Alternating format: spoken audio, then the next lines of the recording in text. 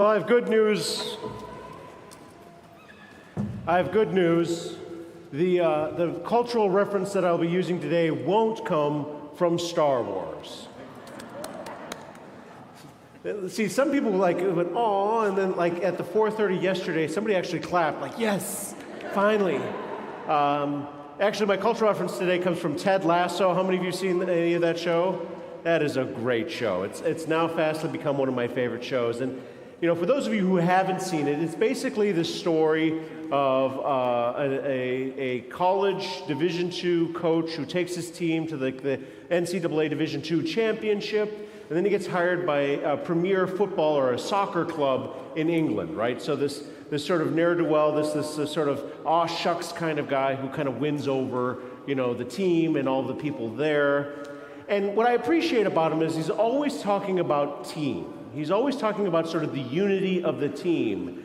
The very sort of secret to his success is about synergy, about no individual player is truly better than another individual player in the sense that they don't belong more, or that there's something that they have that the team can't live without, but rather there's this sort of team cohesion.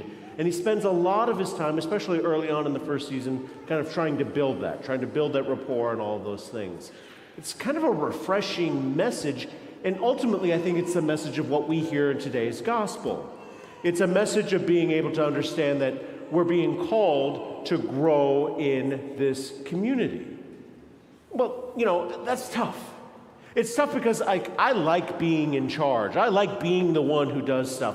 I like kind of getting the credit, too. I mean, there's kind of a lot of fun with all of that. Our culture in particular is the very definition of the secular culture that Jesus talks about in terms of lording power over other people, of gaining power, of being the one in charge. Right? We often point to those singular people, and in some ways for good or for ill. I think the President of the United States is a great example of this. Right? If something goes wrong, it's the president who's at fault. Or if it's going well, it's because the president did this. And the truth is, the government and our society is made up of literally 300 million people in this country, and it takes a lot more than just a single person to do any of that.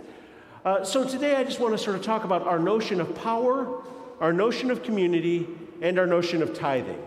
If you've been with us the last few weeks, you probably know that this is Stewardship Month. And I've kind of been asked to be the one to sort of give this sort of sense and this biblical notion of tithing and sort of looping that all in.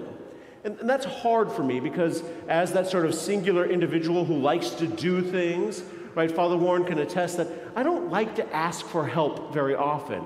This is a growing edge for me. If we need a new live streaming system, boom, I'm on it. If we need something to be done, boom, I'm on it. I'm the kind of guy that likes to mow the lawn because I enjoy seeing the beginning, the middle, and the end of a project. But asking for help is a challenge, right? It's something that I don't like doing, and yet this is sort of the very intention that we're being called into today.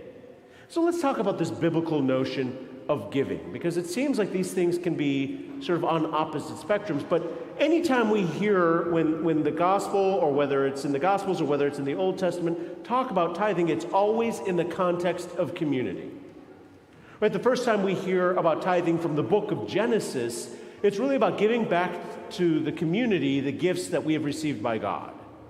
Right? So Abraham, Isaac, and Jacob, the patriarchs of our tradition, of our faith, are always invited to give back a certain portion because they have received willingly and freely from God.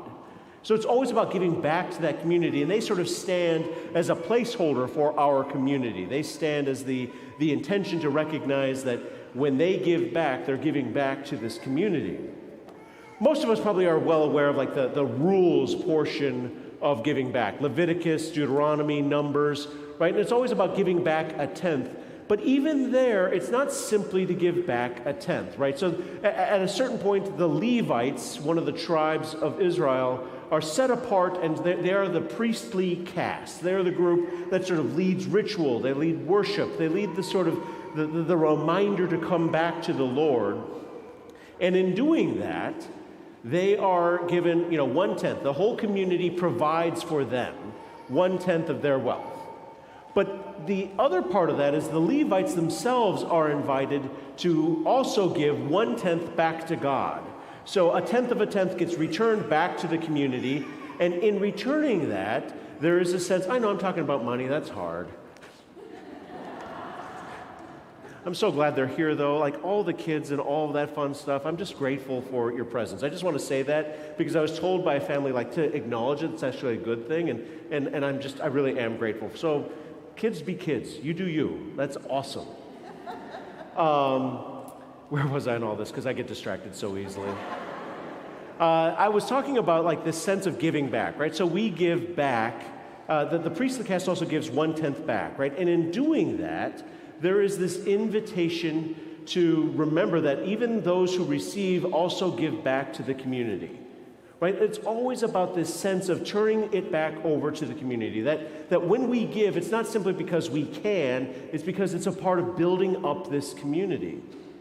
In the Gospels, Jesus actually has this kind of humorous moment. One of my favorite moments is when he calls out the Pharisees and the Sadducees for being so good at tithing that they tithe every mint leaf, every rue, every cumin, every little piece of spice that they have, right? And if you can ever imagine, okay, a tenth of that spice is set apart for God, but then Jesus chastises them for saying that they missed the entire point. The point of that giving isn't just to sort of set it aside, but it is to give it to the community, that it is part of the community's goods that we then return back, right? It's not so much about the number as much as it is about being in community. And Jesus in the gospel today is very much rooted in that sense. You know, the James and John, the sons of Zebedee, are also elsewhere called the sons of thunder, which is a great nickname, right? Like if I could ever have a nickname, be like, oh man, there's the son of thunder right there. But there's also this sense in which, I kind of wonder, did they get that nickname because they were so loud, or did they get that nickname because they gave it to themselves, right? I'm a son of thunder, and everyone's like, oh, good for you, this sort of, all right. And as their nickname suggests, they brazenly go to the one and say, hey, you're number one. We get that. Could we be number 2 and 3? And like a good coach, I think Jesus does a really good job of sort of deflecting the question, saying, well, can you put in the effort? Can you put in the work?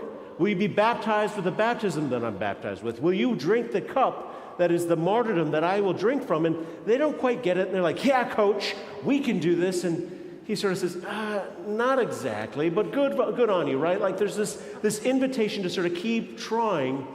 And of course, the other 10 disciples all get a little, angry because, wait, are they the best? And Jesus has to correct them, right? He calls them back to this sort of self-giving, this sense in which that the least among them will actually be the one that'll be the leader of their lives. The one who becomes the slave for all, the one who gives to that community, right?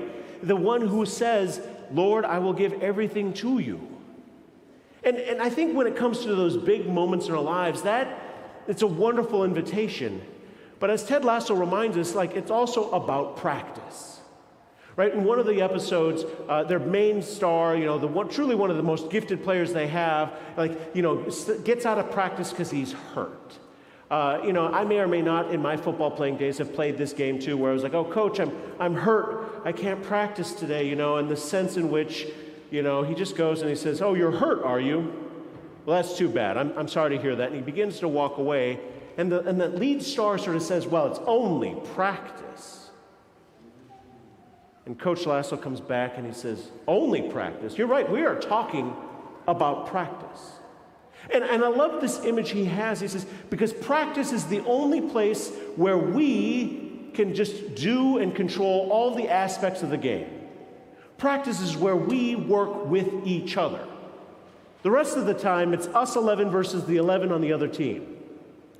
And in a lot of ways, I think that's what we're doing right here. This practice helps us go out and be just for the world. This practice, where we can control the aspects of the music, the liturgy, and the way that we give to this community is what we can control. Responding to the needs of the world, that's the game. That's going out there and responding to the injustices, the George Floyd issues, the issues of racism, the issues of environmental degradation, right? That's the aspect of the world that we go out and we tackle. But here, we have to practice that. We have to practice the very art of giving of ourselves and giving of our time, our talent, and our treasure. Because it is for this sense of community that we're being invited to do that at all. And we can control that in here. We cannot control what the next crisis is going to be. We can't control the pandemics. We can't control a lot of things. But we can control what happens in here. We can control how we can prepare ourselves to go out and meet those needs. And the truth is, my friends, and this is the hard part, I can't do it alone. Father Warren can't do it alone. In fact, none of you alone can do it alone.